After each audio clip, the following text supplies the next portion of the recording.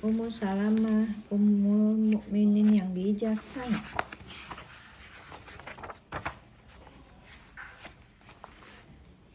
Tahun 24 sebelum Hijriah.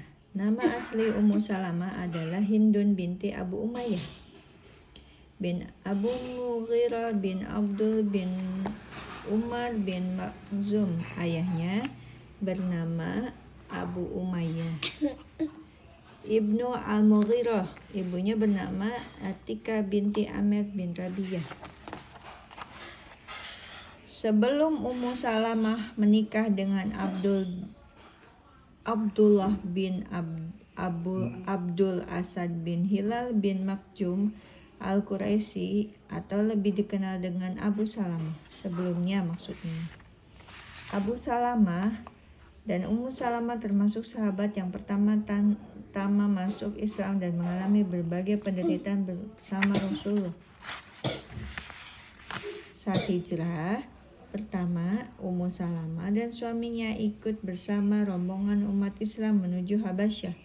Di negeri tersebut mereka disambut baik oleh Raja Najasyi yang baik hati dan penduduk negeri itu.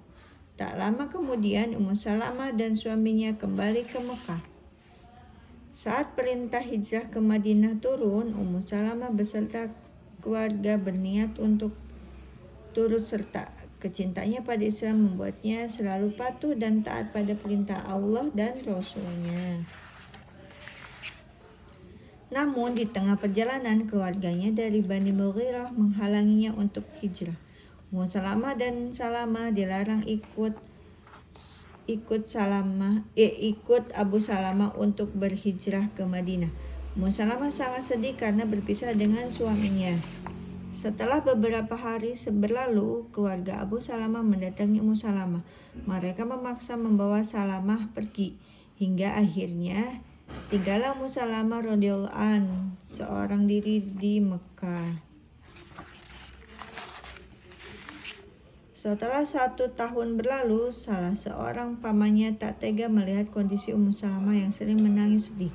Dia mencoba meyakinkan keluarganya untuk membiarkan Ummu Salamah pergi. Akhirnya mereka pun sepakat Ummu Salamah dibiarkan menyusul suaminya. Ummu Salamah pergi meminta Salamah pada keluarga Abu Salamah.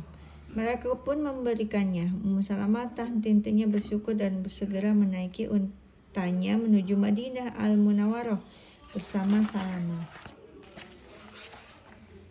Sesampainya di kota tersebut, Ummu Salamah langsung menemui suami tercinta. Betapa bahagianya Ummu Salamah. Akhirnya mereka bisa kembali bersama. Tak berapa lama tinggal di Madinah, Rasulullah SAW menyuruh kaum muslimin untuk berperang. Abu Salamah ikut memanggul senjata dalam perang Badar itu. Karena jumlah kaum muslim yang sedikit mampu mengalahkan Quraisy yang banyak, kemenangan gemilang diraih oleh pasukan Islam. Perang Badar telah membuat umat Islam disegani oleh kaum Quraisy karena secara jumlah kekuatan umat Islam tidak terlalu banyak dibandingkan kekuatan lawan. Abu Salamah pulang dengan bahagia. Ia sangat bangga menjadi bagian dari pasukan Islam. 1 tahun berlalu dari perang Badar, umat Islam mempersiapkan diri menghadapi kaum musyrikin di Gunung Uhud. Pertempuran terjadi. Saat itu Abu Salamah terkena anak panah. Ummu Salamah menyambut kedatangan suaminya dengan penuh syukur. Tak lupa ia segera merawat luka-luka di tubuh Abu Salamah dengan sabar. Ia juga berdoa untuk kesembuhan suaminya. Rupanya Allah berkehendak lain. Abu Salamah meninggal dunia karena lukanya kembali kambuh dan makin parah. Saat pertempuran selanjutnya, Ummu Salamah segera beristirja. Innalillahi wa inna ilaihi rajiun. Sungguhnya kita milik Allah dan hanya kepadanya kita akan kembali. Dengan tabah, sabar dan qanaah, Ummu Salamah menerima kematian suaminya. Beliau tetap menjaga diri saat suaminya telah tiada. Ummu Salamah berdoa suaminya semoga mendapatkan ganti yang lebih baik. Tahun keempat Hijriah. Sepeninggalan Abu Salamah, Ummu Salamah dilamar oleh banyak sahabat mulia, namun semua ditolaknya. Suatu hari Rasulullah SAW meminangnya. Ummu Salamah menerima dan menjadi salah satu ummul mukminin yang mulia. Pada tahun 6 Hijriah, Nabi Muhammad SAW ingin melaksanakan umroh. Sebelum memasuki Mekah, orang-orang Quraisy tidak membiarkan beliau begitu saja.